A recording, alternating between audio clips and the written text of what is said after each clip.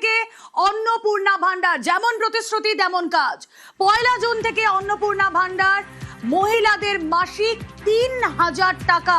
ভোটের আগেই এই প্রতিশ্রুতি দেওয়া হয়েছিল মহিলাদের জন্য, যে চালু আগের প্রকল্প ছিল লক্ষ্মীর ভান্ডার, সেখানে 1500 টাকা তারা পেতেন, তার ডাবল টাকা দেওয়া হবে, অর্থাৎ 3000 টাকা দেওয়া হবে অন্নপূর্ণা ভান্ডারে। আর 1 জুন থেকেই তা কার্যকর।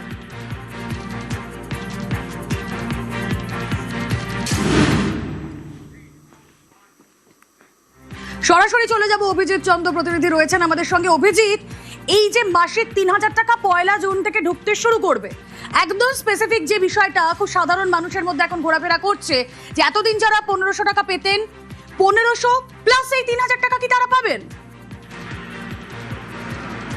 না, এখনো পর্যন্ত যেটা জানানো হয়েছে, এই যে 207 জন বিধায়কের সঙ্গে যে আজকে বৈঠক হয় এবং সেই বৈঠকে মুখ্যমন্ত্রী শুভেন্দু